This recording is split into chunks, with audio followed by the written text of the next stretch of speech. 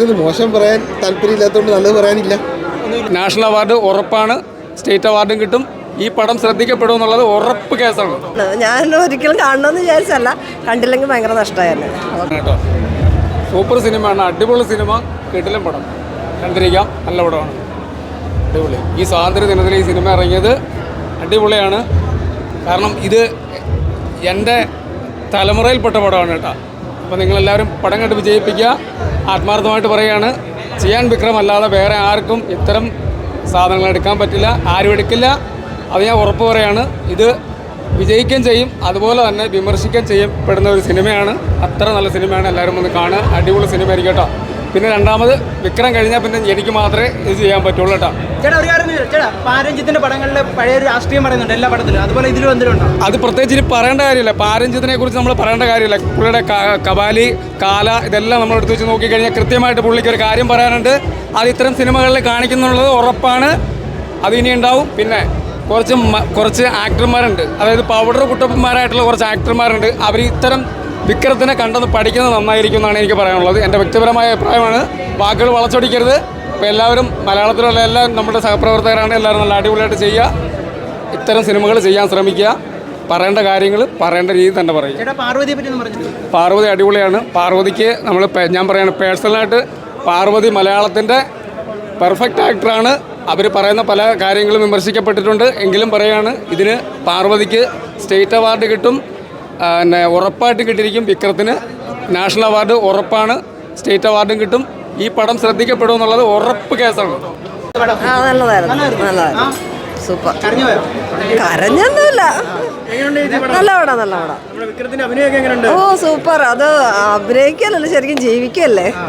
നല്ലതായിരുന്നു. കണ്ണ് നിറയല്ല, നമുക്ക് പണ്ട് പഠിച്ചതിൻ്റെ ഒക്കെ ഒരു ഫീല്, ഒരു മൈൻഡ് ചെയ്യുമ്പോഴുള്ള പ്രശ്നങ്ങളും പിന്നെ അന്നത്തെ കാലത്തെ ജനങ്ങളുടെ ദുരിതവും ഒക്കെ സൂപ്പറായിരുന്നു. KGF മോഡലല്ല, വ്യത്യസ്തമാണ്. കണ്ടോണ്ടിരിക്കാം. ഓ അതല്ല, അടിപൊളിയാണ്. നമുക്കൊരിക്കലും അക്സെപ്റ്റ് ചെയ്യാൻ പറ്റാത്ത വിധത്തിലാണ്. നല്ലതായിരുന്നു. ഒരിക്കലും നമുക്ക് വിശ്വസിക്കാൻ പറ്റാത്ത വിധത്തിലാണ് പുള്ളിക്കാരിയുടെ മേക്ക് ഓവർ. നല്ലതായിരുന്നു. ഓ കാണണം, സൂപ്പറാണ്. ഒരിക്കലും ഞാൻ ഇങ്ങനെ വിചാരിച്ചല്ല വന്നേ, പടം കാണണമെന്ന് വിചാരിച്ച് വന്നതല്ല. ഇൻഡിപെൻഡൻസ് ഡേയിൽ ഒന്ന് ഫ്ലാഗൊക്കെ ഉയർത്തി ഒന്ന് വന്നപ്പോൾ കുട്ടികളുടെ കൂടെ വന്നതാണ്. ഞാൻ ഒരിക്കലും കാണണമെന്ന് വിചാരിച്ചല്ല, കണ്ടില്ലെങ്കിൽ ഭയങ്കര നഷ്ടമായിരുന്നു. Okay, thank you. ഒന്നും പ്രത്യേകിച്ച് പറയാനില്ല. നമ്മൾ ആരെക്കുറിച്ച് മോശം പറയുന്നത് എനിക്ക് ഇഷ്ടമല്ല, അതുകൊണ്ട് പിന്നെ പ്രത്യേകിച്ച് ഞാൻ ഇതിനെക്കുറിച്ച് ഒന്നും പറയുന്നില്ല. അല്ല, അതാ ഞാൻ പറഞ്ഞത്, മോശം പറയാൻ താല്പര്യമില്ലാത്തതുകൊണ്ട് നല്ലത് പറയാനില്ല.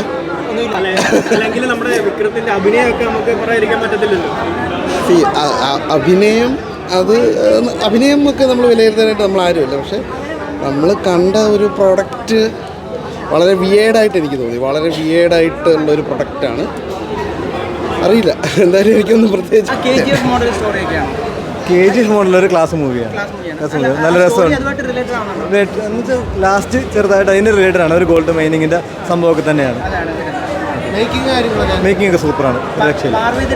പാർവതി സൂപ്പറാണ്. പാർവതി ഒന്നും പറയാൻ, പാർവതി സൂപ്പറാണ്. വിക്രത്തെക്കാളും മേലെ നിന്നിട്ടുണ്ട് പാർവതി. മ്യൂസിക് നന്നായിട്ട് ബ്ലെൻഡ് ചെയ്ത് പോകുന്നുണ്ട് സിനിമ.